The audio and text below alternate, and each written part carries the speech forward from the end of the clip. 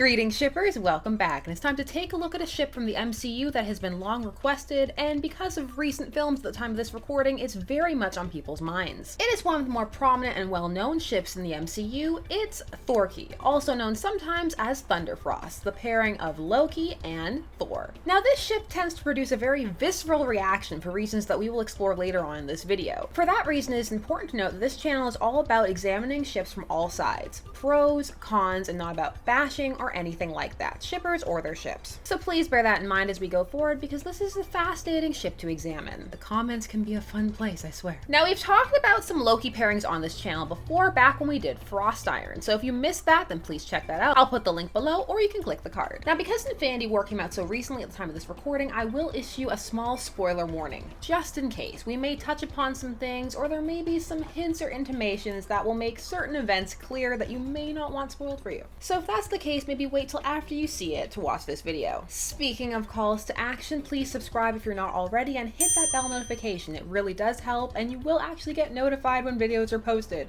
Most of the time, because we're posting a lot of videos on this channel. All of the ships, all of the time. Now with all of that out of the way, let's dive into Thorki. The pairing of Thor and Loki rose to prominence after the release of the film Thor in 2011, coming out slightly before Captain America: The First Avenger. Thor was the first film to fully branch away from the characters that had been established so far, that being Iron Man and the Hulk, as well as some would argue Black Widow and Nick Fury on the side, and hence it was the first proof that there was indeed going to be a large interconnected universe. It is easy to forget now that the MCU has been dominating films for at least the last 6 years at the time of this recording that there was a time when this was novel, new, and quite the risk. And some would argue that the latter part still is. While comic fans knew of Thor, he was not exactly a hero beloved in the mindscape of the general public, so critics and fans were intrigued as to whether or not one could make people care, and care they did. Thor served to ignite much excitement for the concept of the MCU and for Thor as a character. However, the character fans really gravitated towards was Thor's traitorous brother Loki, and for a time Jane's intern Darcy. From the outset, Loki became a fan favorite, and the Loki phenomenon as it came to be known persisted for many years, manifesting in a variety of ways, and there are many who are still diehard Loki fans. In the shipping side of fandom, it played out by Loki becoming the fandom bicycle, paired with pretty much every character imaginable. However, there were a couple of pairings that rose to the forefront, none more so than between him and Thor. So first, let us meet the players as they were and as they currently seem to be. First up, Thor, god of thunder, son of Odin. Beginning his journey as a brash young man accustomed to being revered and loved, Thor was headstrong and rash, not always thinking of the effects his actions had on others. Post-banishment, he's become more humble and introspective. While gregarious and at times oblivious, he is much more well-intentioned and less self-centered. He's learned to take stock of the world beyond himself and come to terms with what it fully means to be a leader. He's the type of person that most people are drawn to and want to have around, as he is loud, boisterous, and loves to have a good time. Next up, Loki, trickster god and also son of Odin. Loki suffers from a jealousy and inferiority complex fueled by the lack of appreciation for his particular skill set that has set him apart, as well as the obvious favoritism showered upon his older brother Thor. Rather than taking it in stride, Loki has allowed these feelings to fester. Cunning and manipulative, Loki does have a softer, kinder, more vulnerable side that he seeks to protect underneath a veneer of hyper-confidence. The maliciousness and level of seriousness of his schemes varies depending upon his mental state at the time. At his best, he is thoughtful and displays a keen sense of humor, and in his heart harbors deep love for certain individuals. Over the films, he has vacillated from betrayer to betrayed, to eventually being forced to grow up and confront his own personal responsibility and acceptance of himself and his role in his relationships with others, particularly his brother Thor. So as always, let us examine the pros and cons, starting with why people began to ship these two in the first place. While Thor may have its flaws, it is largely a film dedicated to character growth and change, even if it may be rushed and corny at times. It charts Thor's shift from being entitled and arrogant to more humble and genuine or worthy, as it were, while it charts Loki's path towards villainy as his insecurities and bitterness overwhelm him. At the center of this is the two's relationship. A large amount of what occurs is preceded by the state of these characters' relationship with each other, both seen and unseen, be that in deleted scenes or simply intimated. As we see these two as children when the film opens, a whole wealth of experiences have occurred off-screen, a massive gap just waiting to be filled. On top of that, the two have clear affection for each other. They care about one another and do love one another. It is the external factors that have shaped their opinions and are keeping them apart. There are glimpses within the film of how well the two can work together. Loki supporting Thor Thor being the cooler, wiser, and slyer head to his hot-headed nature,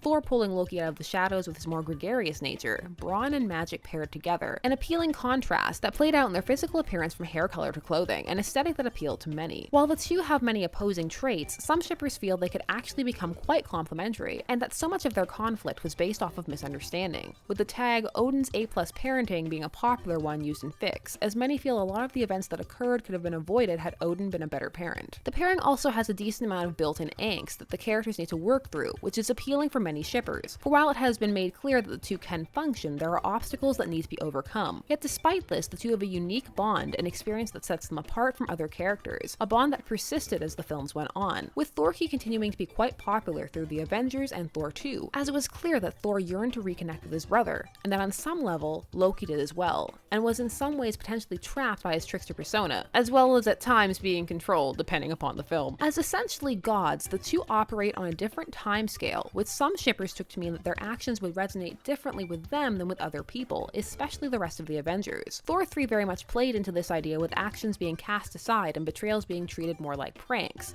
and to be expected as one would come to anticipate a trickster god. It also played into the idea of the years of companionship the two had enjoyed before Thor. Because of all of this, the pairing can be taken in a variety of directions, from HC to pre-Thor fics, wherein the two work through their issues, or don't, as some like to think of this pairing as slightly tragic, and that the two must come to an understanding later on, as a theme running through most fics is that these two will forgive each other as they will exist for far longer than most around them, and fans were very invested in building upon their characterizations and giving them consistent characters, something that oftentimes felt like it was lacking as the various films had different directors and hence different tones. As Thorki has been around for so long, it has a wealth of fics that are different depending upon the era they are from. Post-Thor, there are many childhood or pre-Thor fics, as well as post-Fall, as well as many AUs exploring Jotun Loki. Following the Avengers, there are many fixits or reconciliations, be they in Asgard or on Earth, say with Loki joining the Avengers. Following Thor 2, of course, the escaping from prison and death fixits, or simply explorations of alternate canons, as thoughts and opinions vary on Thor the Dark World. And from Thor 3, the more resigned, guarded version of this pairing has emerged, one wherein the two care for each other but are unsure if they can escape their natures or their fate. And yet paradoxically, it also seemed to be the most hopeful of the Thor films and did the most to canonically repair the brothers' relationship.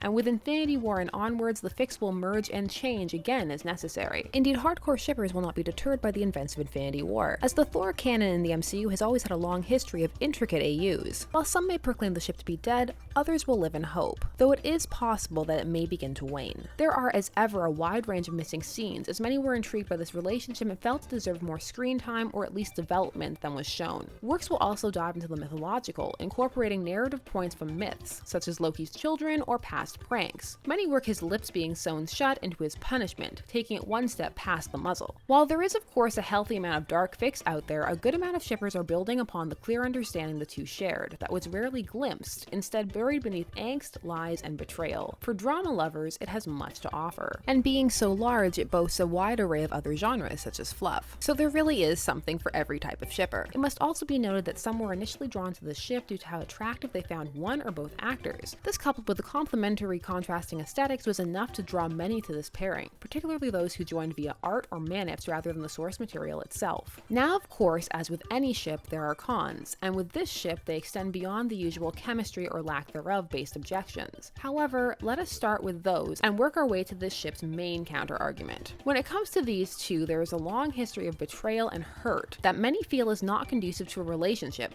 friendship, or otherwise. This is also largely dependent on how much one identified with, or rather did not identify with, one or both characters. Some found Loki whiny, entitled, and childish, and felt that his treatment of Thor was petty and that he could not be trusted, and that the two would forever have the potential of Loki's mercurial temperament hanging over them, feeling that if one doesn't truly wish to do harm to someone, they should make their actions match their words. Others felt Thor was boorish and jockish, and a poor brother to not have noticed how much Loki was suffering at times as a direct result of his actions or their father's, and indeed that all of Asgard's treatment of Loki was distasteful, and that Loki's best bet would be to get away from all of them and seek out companions who appreciated him and his unique abilities. Then there are of course shippers who gravitated towards other pairings for both characters, many spurred on by the number one point of contention many have against this ship. For many, it simply feels too incestuous. The reason being, Thor and Loki are essentially brothers. While Loki was indeed an adopted frost giant, and that knowledge that he is adopted is well known, lest we forget the He's Adopted line outrage of 2012, the two were raised as brothers. For centuries leading up to the events of Thor, the two lived as brothers. As a result, many feel that their bonds would and should be familial, fearing that to pair them is to fetishize an occurrence that most times in reality is at the very least problematic and most times abusive. Others simply have a visceral reaction because of the above and do not want to examine what it is about this taboo that is troubling them. They are simply brothers, and that is that. As a result of how charged the discussions surrounding incest are at the best of times, many have labeled this ship as problematic, and unfortunately extend that definition to those who ship this pairing, wondering just how exactly they can get behind such a ship.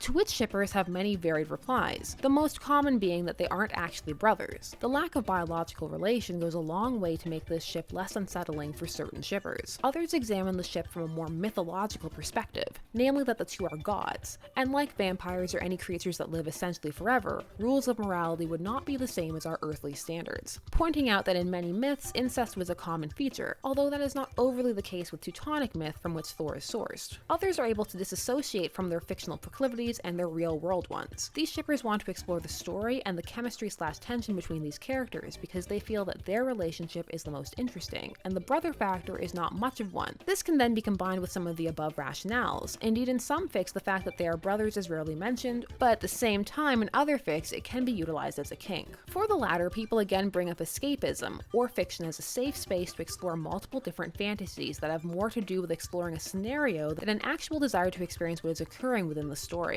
Others simply cite the need for creative freedom, and feel that people need to strive to create more of a distinction between what is fiction and what is reality. Still, there are some shippers who are mindful of the concerns of others and are careful to tag appropriately and be mindful of those with triggers, and others who address these issues and work through them within the story, or others who alter to a canon where the two were always aware they weren't related, or the revelation came about much earlier in their lives. It is difficult to fathom for one who is instantly repelled by the concept of Thorki that there are others for whom it is simply not a concern, just as it is difficult to fathom for those who are not concerned why certain people have such an intense reaction. Many are able to compartmentalize this ship and view it as something separate from, say, wincest, which they would view as pure incest, although there are some who have no qualms about any of that whatsoever, viewing it as an outdated societal taboo. That is a tale for when we finally tackle wincest. And of course, others simply wish there was more gen and family-based fics out there, preferring to see these two bond as brothers, and there are a fair amount of fics exploring their familial bond for those who prefer that avenue. Though even with that kind of tagging, it can be difficult to separate the more platonic Thorki from the shipping side, so it is possible to understand how frustration can brew among the more gen fans of the Thor and Loki fandom, especially as they are often equated with the shipping side, which they may not necessarily want to be. However one feels about Thorki, it is here to stay, and has a significant presence in the MCU, and it can provide a wealth of intriguing fics and other works if one is willing to explore it. Although of course, if one does not wish to, that is perfectly fine as well. As always, ship and let's ship. Just because one may find the concept of this pairing rather uncomfortable does not mean the shippers themselves need to be attacked, be they for this ship or against it. Discussions can as always be had, and people don't need to like each other's ships, but it is important as ever to endeavor to keep fandom a fun space for all. We've talked mostly about the filmverse for this pairing, for while Loki and Thor have clashed for years in comics, the ship was nowhere near as large in the comic realm for a variety of reasons. Thor's relative lack of popularity, Loki's male character design, as well as Loki's many changes in form, from Lady Loki to Kid Loki, and the comic's heavy focus on the familial. However, following the release of Thor and the tie-in marketing that occurred with an attempt to play into the newfound appeal of Loki, things have changed, and there are more people coming from that side of fandom or entering it and finding that there is more shippable material in the comics than they first thought. It really was these newer film iterations that reintroduced these characters to both fans and a new audience alike, and made them relate to them in a whole new way. Thorki can be thoughtful, and is often a loving ode to both characters, acknowledging their flaws and correcting certain perceptions, such as Thor being dumb as a post, as he may be more obtuse, but in comparison to Loki, many people in the MCU are. As with most comic characters, there is a breadth of ways to interpret them, and that extends beyond their personality characterization into their relationships, especially in fandom. However, none of that delegitimizes or changes the minds of those who are concerned, perplexed, disgusted by this ship. Still, it is worth noting that this is not the most controversial MCU ship, though it is one of the more talked about ones out there, again, due to its size. With the future holds for these two has yet to be seen, but for the first decade of the MCU, it has been quite a time for the pairing of Thorki. Alright everyone, did you make it? I sure hope so. What are your thoughts on Thorki? Do you need all of the hugs right now, or are you still very hopeful and going strong? Do you prefer this ship as a more romantic ship, or are you in it for the bromance and the more familial aspect? Let me know all of your thoughts and feelings on everything down below. If you're feeling like discussing this more in depth, be sure to tune in to next week from the time of this recording's live stream. We're gonna have a spoiler-filled discussion about Infinity War. It's going to be an intriguing time. People have lots of thoughts and opinions. I'm excited to talk about them all with you. As always, it was fun spending some time shipping with you today, and now let's get to that outro. Bye-bye. This has been Shipper's Guide to the Galaxy. Don't forget to like, share, comment, and subscribe. Hit that bell notification so you never miss a video. Special thanks to all of my patrons' names on the side. Thank you so much for helping make this increase in videos possible. And as always, stay tuned, for there are as many ships out there as there are stars in the sky.